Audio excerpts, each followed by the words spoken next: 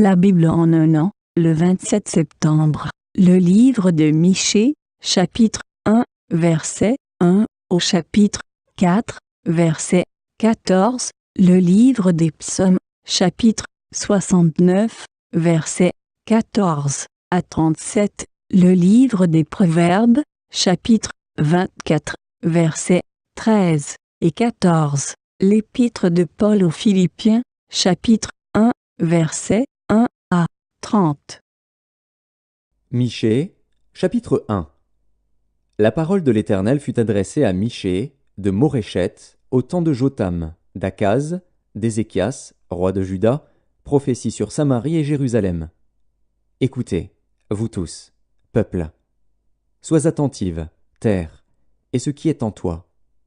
Que le Seigneur, l'Éternel, soit témoin contre vous, le Seigneur qui est dans le palais de sa sainteté. Car voici, l'Éternel sort de sa demeure, il descend, il marche sur les hauteurs de la terre. Sous lui les montagnes se fondent, les vallées s'entrouvent, comme la cire devant le feu, comme l'eau qui coule sur une pente. Et tout cela à cause du crime de Jacob, à cause des péchés de la maison d'Israël. Quel est le crime de Jacob? N'est-ce pas Samarie? Quels sont les hauts lieux de Juda? N'est-ce pas Jérusalem? Je ferai de Samarie un monceau de pierres dans les champs, un lieu pour planter de la vigne. Je précipiterai ces pierres dans la vallée, je mettrai à nu ses fondements. Toutes ces images taillées seront brisées, tous ces salaires impurs seront brûlés au feu, et je ravagerai toutes ces idoles. Recueillies avec le salaire de la prostitution, elles deviendront un salaire de prostitution. C'est pourquoi je pleurerai, je me lamenterai, je marcherai déchaussé et nu, je pousserai des cris comme le chacal et des gémissements comme l'autruche. Car sa plaie est douloureuse. Elle s'étend jusqu'à Juda, elle pénètre jusqu'à la porte de mon peuple, jusqu'à Jérusalem. Ne l'annoncez point dans Gath, ne pleurez point dans Akko. Je me roule dans la poussière à Beth-Léaphra. Passe, habitante de Shaphir, dans la nudité et la honte. L'habitante de Tsanaan n'ose sortir. Le deuil de Beth-Haetzel vous prive de son abri. L'habitante de Maroth tremble pour son salut, car le malheur est descendu de la part de l'Éternel jusqu'à la porte de Jérusalem. Attelle les coursiers à ton char, habitante de Lachish. Tu as été pour la fille de Sion une première cause de péché, car en toi se sont trouvés les crimes d'Israël. C'est pourquoi tu renonceras à Morécheth-Gath. Les maisons d'Aksib seront une source trompeuse pour les rois d'Israël. Je t'amènerai un nouveau maître, habitante de Marécha. La gloire d'Israël s'en ira jusqu'à Adulam. Rase-toi, coupe ta chevelure, à cause de tes enfants chéris. Rends-toi chauve comme l'aigle, car ils s'en vont en captivité loin de toi. Michée, chapitre 2. Malheur à ceux qui méditent l'iniquité et qui forgent le mal sur leur couche. Au point du jour ils l'exécutent, quand ils ont le pouvoir en main. Ils convoitent des champs, et ils s'en emparent, des maisons, et ils les enlèvent. Ils portent leur violence sur l'homme et sur sa maison, sur l'homme et sur son héritage. C'est pourquoi ainsi parle l'Éternel. Voici, je médite contre cette race un malheur. Vous n'en préserverez pas vos coups, et vous ne marcherez pas la tête levée, car ces temps seront mauvais. En ce jour-là, on fera de vous un sujet de sarcasme, on poussera des cris lamentables, on dira « Nous sommes entièrement dévastés !» Il donne à d'autres la part de mon peuple. Et quoi? Il me l'enlève. Il distribue nos champs à l'ennemi. C'est pourquoi tu n'auras personne qui étende le cordeau sur un lot dans l'assemblée de l'Éternel. Ne prophétisez pas, disent-ils, qu'on ne prophétise pas de telles choses. Les invectives n'ont point de fin. Oses-tu parler ainsi, maison de Jacob? L'Éternel est-il prompt à s'irriter? Est-ce là sa manière d'agir? Mes paroles ne sont-elles pas favorables à celui qui marche avec droiture? Depuis longtemps on traite mon peuple en ennemi. Vous enlevez le manteau de dessus les vêtements de ceux qui passent avec sécurité en revenant de la guerre. Vous chassez de leur maison chérie les femmes de mon peuple. Vous ôtez pour toujours ma parure à leurs enfants. Levez-vous, marchez, car ce n'est point ici un lieu de repos. À cause de la souillure, il y aura des douleurs violentes. Si un homme court après le vent et débite des mensonges, Je vais te prophétiser sur le vin, sur les boissons fortes. Ce sera pour ce peuple un prophète. Je te rassemblerai tout entier, ô Jacob. Je rassemblerai les restes d'Israël, je les réunirai comme les brebis d'une bergerie, comme le troupeau dans son pâturage. Il y aura un grand bruit d'hommes. Celui qui fera la brèche montera devant eux. Ils feront la brèche, franchiront la porte et en sortiront. Leur roi marchera devant eux, et l'Éternel sera à leur tête. Michée, chapitre 3. Je dis, écoutez, chef de Jacob, et prince de la maison d'Israël. N'est-ce pas à vous à connaître la justice? Vous haïssez le bien et vous aimez le mal. Vous leur arrachez la peau et la chair de dessus les os. Ils dévorent la chair de mon peuple, lui arrachent la peau, et lui brisent les os. Ils le mettent en pièces comme ce qu'on cuit dans un pot, comme de la viande dans une chaudière. Alors ils crieront vers l'Éternel, mais il ne leur répondra pas. Il leur cachera sa face en ce temps-là, parce qu'ils ont fait de mauvaises actions.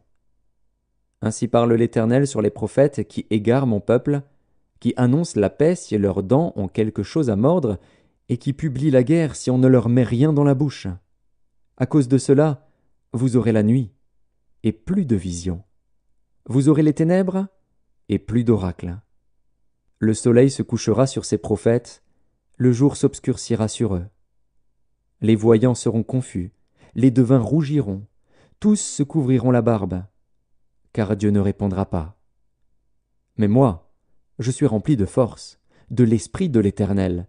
Je suis rempli de justice et de vigueur, pour faire connaître à Jacob son crime et à Israël son péché. Écoutez donc ceci, chef de la maison de Jacob et prince de la maison d'Israël, vous qui avez en horreur la justice, et qui pervertissez tout ce qui est droit, vous qui bâtissez Sion avec le sang et Jérusalem avec l'iniquité. Ces chefs jugent pour des présents, ces sacrificateurs enseignent pour un salaire, et ces prophètes prédisent pour de l'argent. Et ils osent s'appuyer sur l'Éternel, ils disent « L'Éternel n'est-il pas au milieu de nous? Le malheur ne nous atteindra pas. » C'est pourquoi, à cause de vous, Sion sera labouré comme un champ, Jérusalem deviendra un monceau de pierre, et la montagne du temple une sommité couverte de bois. Michée, chapitre 4. Il arrivera, dans la suite des temps, que la montagne de la maison de l'Éternel sera fondée sur le sommet des montagnes, qu'elle s'élèvera par-dessus les collines, et que les peuples y afflueront. Des nations s'y rendront en foule, et diront « Venez, et montons à la montagne de l'Éternel, à la maison du Dieu de Jacob, afin qu'il nous enseigne ses voies, et que nous marchions dans ses sentiers. Car de Sion sortira la loi, et de Jérusalem la parole de l'Éternel. Il sera le juge d'un grand nombre de peuples, l'arbitre de nations puissantes, lointaines. De leurs glaives ils forgeront des hoyaux, et de leurs lances des serpes. Une nation ne tirera plus l'épée contre une autre, et l'on n'apprendra plus la guerre. Ils habiteront chacun sous sa vigne et sous son figuier, et il n'y aura personne pour les troubler. Car la bouche de l'Éternel des armées a parlé. Tandis que tous les peuples marchent, chacun au nom de son Dieu, nous marcherons, nous, au nom de l'Éternel, notre Dieu, à toujours et à perpétuité. En ce jour-là, dit l'Éternel, je recueillerai les boiteux, je rassemblerai ceux qui étaient chassés, ceux que j'avais maltraités. Des boiteux je ferai un reste, de ceux qui étaient chassés une nation puissante.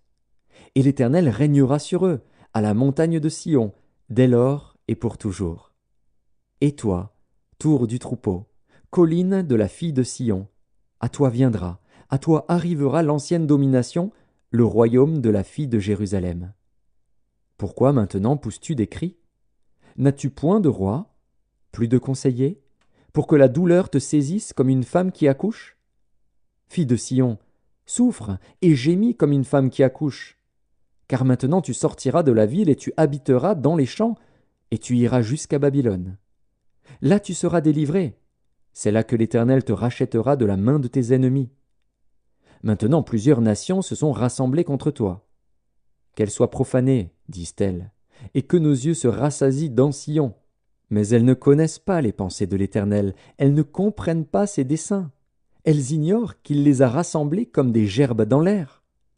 Fille de Sion, lève-toi et foule. Je te ferai une corne de fer et des ongles d'airain, et tu broieras des peuples nombreux. Tu consacreras leurs biens à l'Éternel, leurs richesses au Seigneur de toute la terre. Maintenant, fille de troupe, rassemble tes troupes. On nous assiège. Avec la verge, on frappe sur la joue le juge d'Israël. Psaume 69. Mais je t'adresse ma prière, ô Éternel.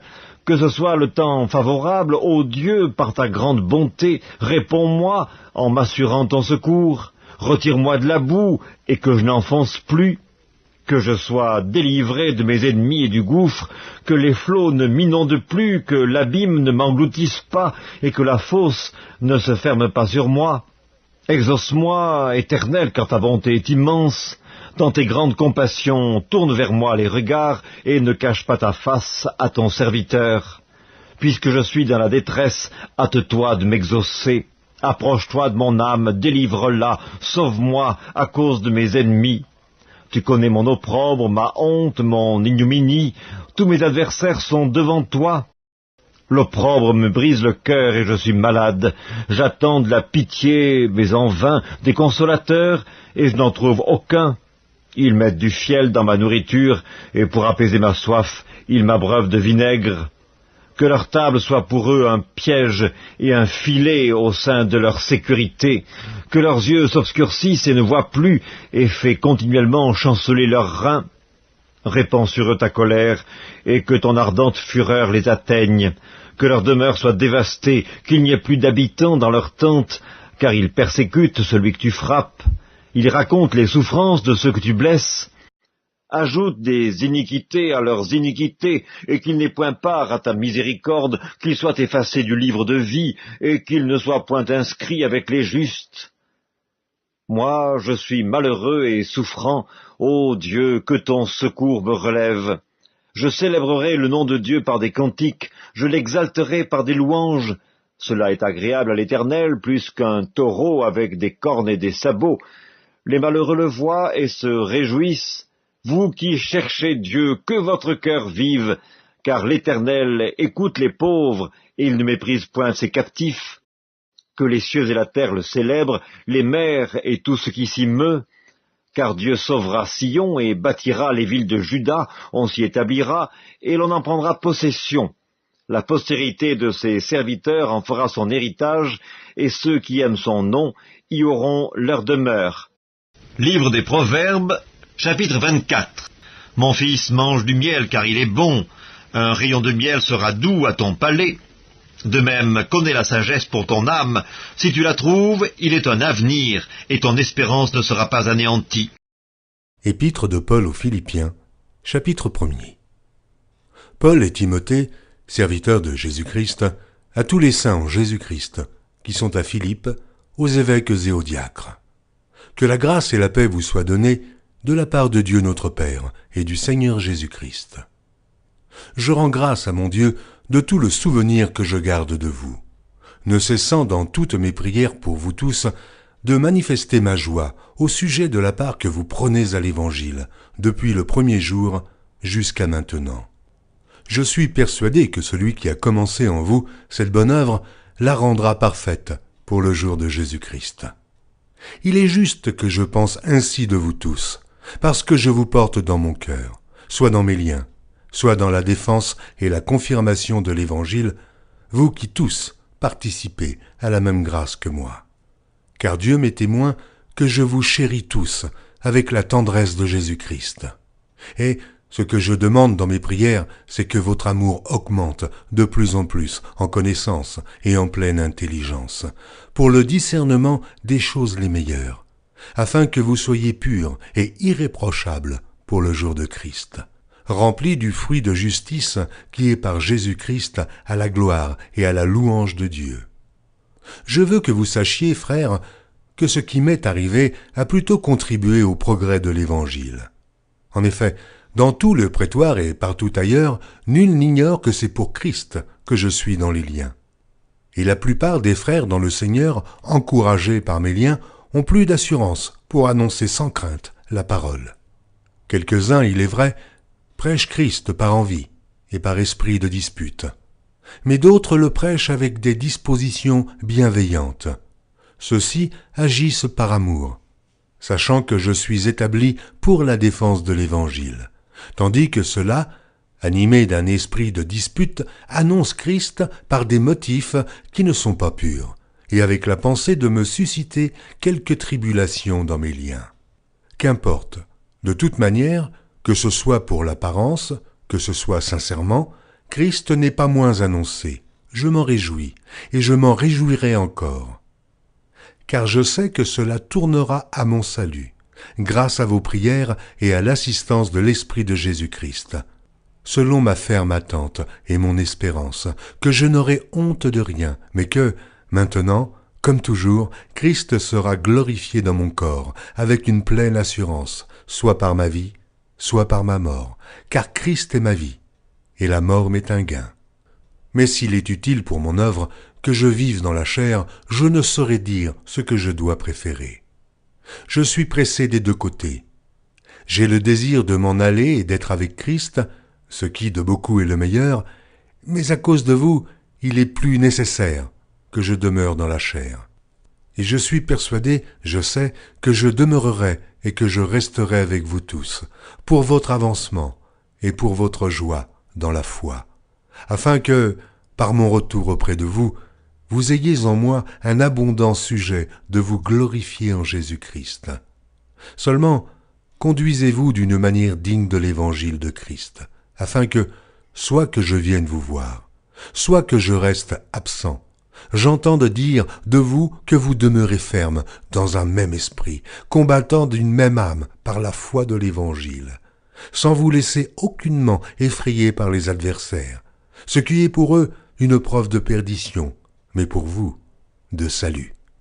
Et cela de la part de Dieu, car il vous a été fait la grâce, par rapport à Christ, non seulement de croire en lui, mais encore de souffrir pour lui, en soutenant le même combat que vous m'avez vu soutenir, et que vous apprenez maintenant que je soutiens.